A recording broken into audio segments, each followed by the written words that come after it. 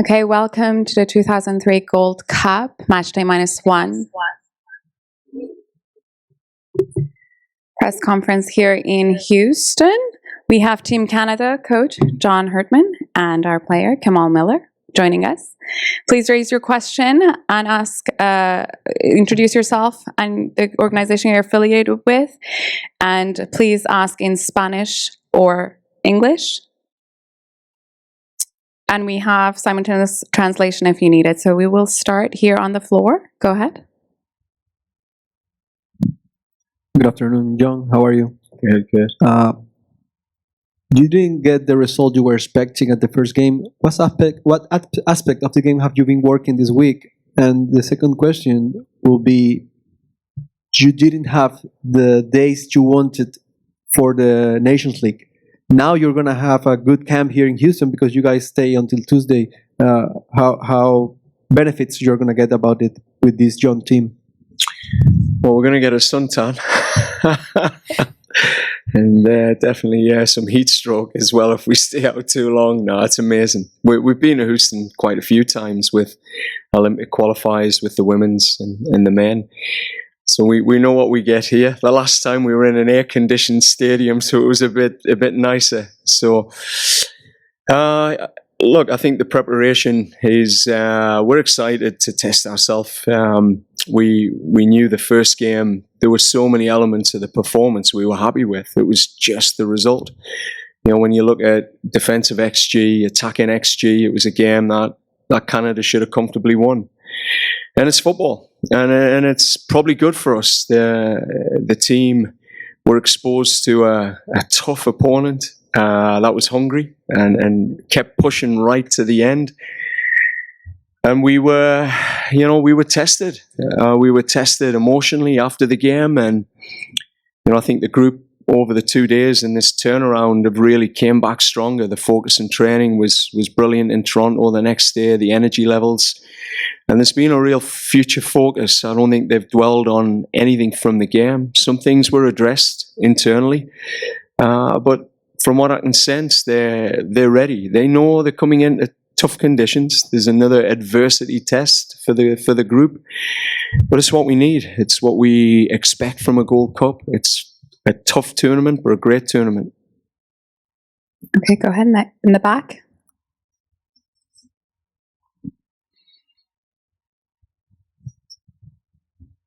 Coach, as is your national team to face to Guatemala, where are you obligated to win tomorrow? Oh, I mean, Guatemala, I think, are a very strong opponent. They're top of the group at the moment. And I think we're coming into a stadium that's going to be their home stadium. So for us, we're excited to embrace that opportunity to play against a tough crowd in tough conditions, to show our mettle, to show our team spirit, to show our strength. I think nothing's given in CONCACAF. Guatemala are well organized, very well organized. Their results over the last 2 years, a lot of wins, not many defeats. So we know they're going to push us, they're going to test us, and they have as big a chance of winning here as we have. So for us, our mentality is going to be key. We have to want it more. We have to want those 3 points more than Guatemala as a starting point. If that's not there, we could be in some big trouble in the tournament. Next question.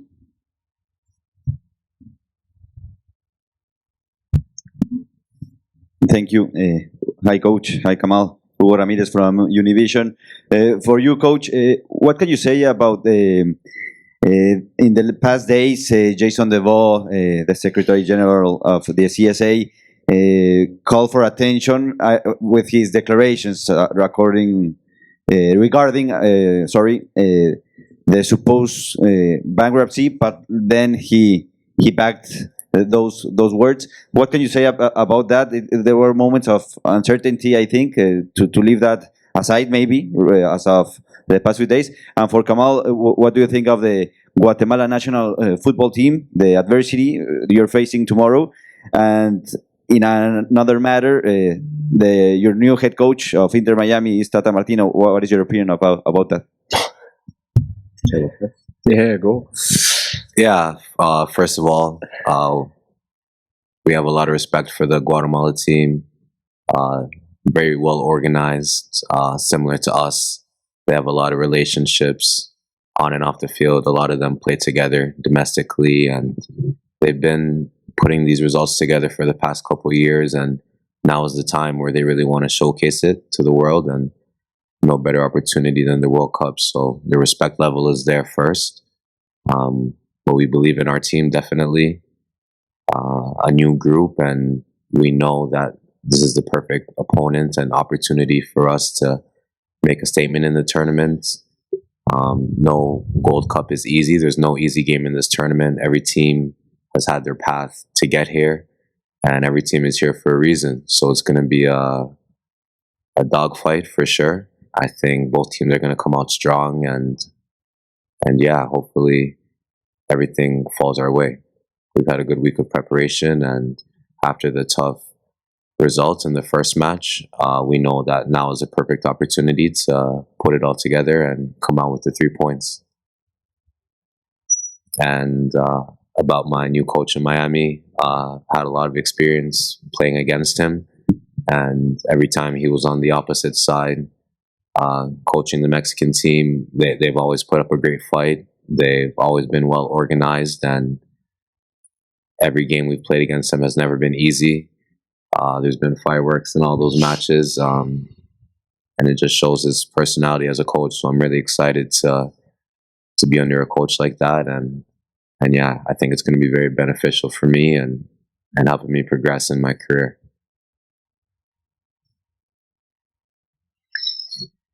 Yeah, I mean the leadership at Canada Soccer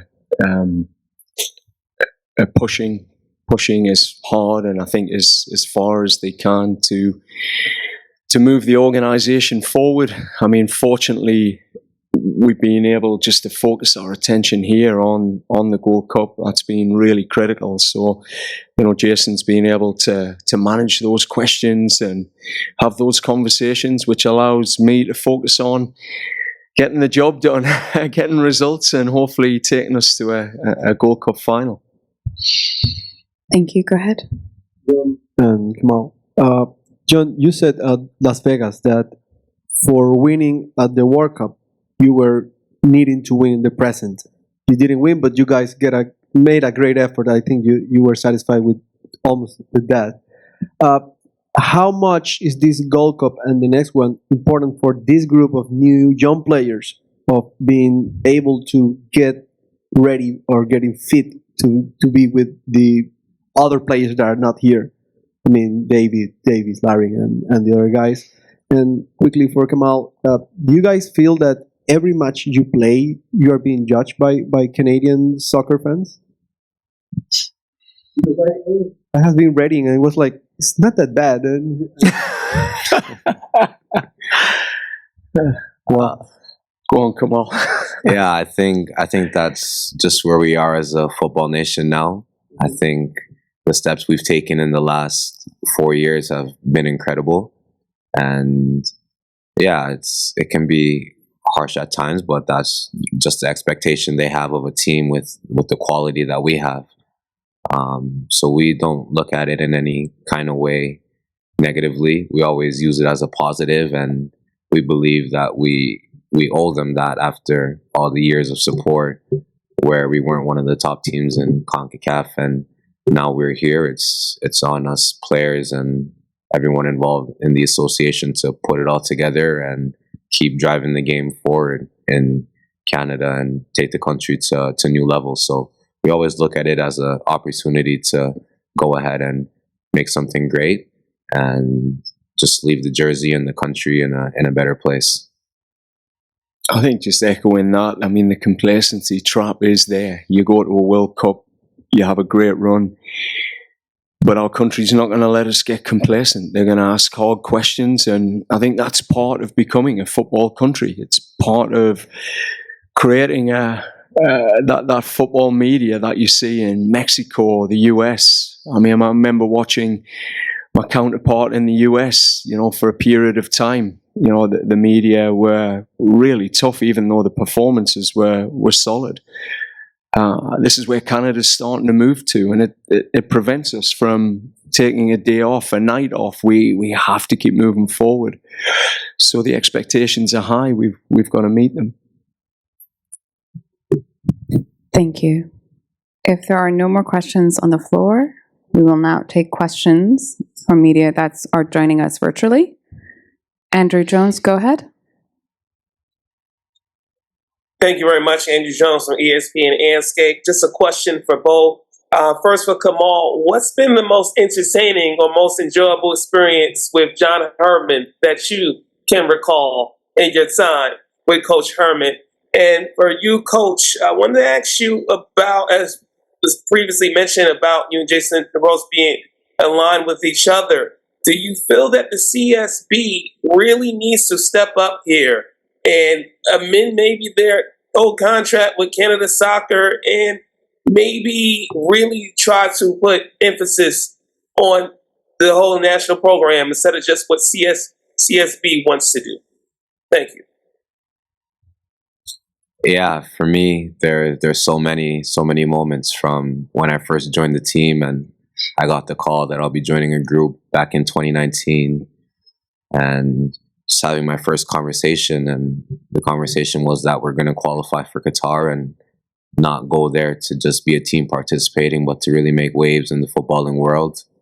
And we did that, and he backed up his words. So for me, that's been the most fulfilling. One of the most greatest experiences was at BMO Field in Toronto when we did qualify, and it finally all came together. Everything that we said we were going to do on that day was the day it was locked in, and that we really did it. So for me, that's the one. Over the years, it's never been a dull moment, and we have such a tight group, coaches and players together. It's really a brotherhood, and yeah, it's been really strong over the years. So there's been so many moments, but for me, that would be the one. Yeah, I remember that call. I remember it. And giving you that game against the US, his first cap. Yeah, amazing. I think to your other question, it's the country's coming together. I mean, we're growing as a football nation, and I think this is part of the growing pains of a country that's been in the football wilderness since 1986, arguably, and we're collectively trying to take it to the next level, and it needs that next level leadership. And I think as an organization, as a football community, it'll come together. It's just time. It's leadership and time, and recognizing that these top level associations that hit that next level, they take time. It wasn't built in a day. I think we got somewhere a little bit too early. 2022, I don't think was in the mentality of people at that time, but we expedited the process, and the women hit the gold medal. I mean, there's been a lot of good things happening. So I think as a country, we're getting to grips with that, and we're adapting and having our leadership challenges. But I think as a country, we'll come together. I'm optimistic that this is a big opportunity for strong leadership to create the relationships that take this country to the next level. And it's going to take strong relationships to get us to that next place. Thank you. Next question, John Molinaro. Go ahead. Thank you. Hi, John. Thanks for taking the time John. to speak to us. You gave 5 players their first cap against Guadeloupe on Tuesday, including 3 starters. I'm just wondering, because there's still the matter of Victor Latoure and even Tom McGill. How likely is it, do you think, that they might see action at some point in this Gold Cup? Yeah, I mean, that's been my commitment, John, to make sure that players that invested and put the time in, and if their collective energy and spirits right through the period of time and they're performing in training, they'll get that opportunity. So I think you're going to see the whole squad at some point through this tournament, and maybe someone I've got to call in, because that's what happened when we got the semi-final last time. Teshawak Indeli was probably at home having dinner with his wife, and he gets the phone call he had to be somewhere within 10 hours to play a semi-final. So it is one of them tournaments where you just never know. So I think the depth will be given opportunity and be tested, and I mean, that's become part of the objective and the narrative here, just to see how, the players are able to handle international competition, but also the weight of expectation in that red jersey now. It's an interesting mantle that people have to pick up now. It's not what it used to be. John, do you have another question? Your hand is up. Yeah, sorry, if you wouldn't mind, John. Just to follow up, when you look at the last three games, so the two at the CONCACAF Nations League and Tuesday's draw against Guadeloupe, are there shortcomings in Canada's performances that you feel have to sort of be either addressed or corrected, going forward in terms of allowing Canada to go on a run in this competition? Yeah. I think every game there's shortcomings. It's a bit of a curse that the coaching staff end up with, that you can't help but see the gaps you need to close and want to close, because I think at the core of this, we're looking at 2026. That's been, the World Cup gap analysis was really important for us to share with these players the realities of in 3 years where we've got to take this team to, the type of experiences we've got to have. But a big part of that, John's the depth. I think the Nations League gave us a big final experience that we've not had. I thought that was brilliant for our lads to just get that big final experience, and even the disappointment of that was important. That we just couldn't muster, and I think people criticised us for intensity. I never ever criticised my lads for intensity, but there's a mentality just to find that winning edge, that whether it's the tactics, whether it's, a player that's just willing to do something, break out, that moment where he beats two players and puts it top corner, doesn't hesitate in his ability. That you've got those experiences we've got to amass. So I think all of this is part of the journey. And what I have to keep being honest with is, was this a performance that was not a winning performance? And when you look at the performance against Guadeloupe, it was still a winning performance for Canada. It's a game, 9 times out of 10, you come away with 3 points. And again, stats don't lie. The US was a tight game, objectively. The emotion of it, for some people, they want to take that lens, and it's part of their mentality. But when you look at the cold, hard facts about that game, qualitatively, and then balance up what the objective stats said, it was a tight game. That was a close game. They beat us in 2 areas, and those 2 areas were costly. So, the learnings are, I think preparation is critical. We played the US and Orlando in a Nations League playoff game to get to the finals in 2019. They put 13 days of preparation, scored 2 set pieces in the first 30 minutes, which sunk us. And then in a final, 3 years later, they score a set piece within 15 minutes, and you're playing away in the US again, and it's not easy to come back from.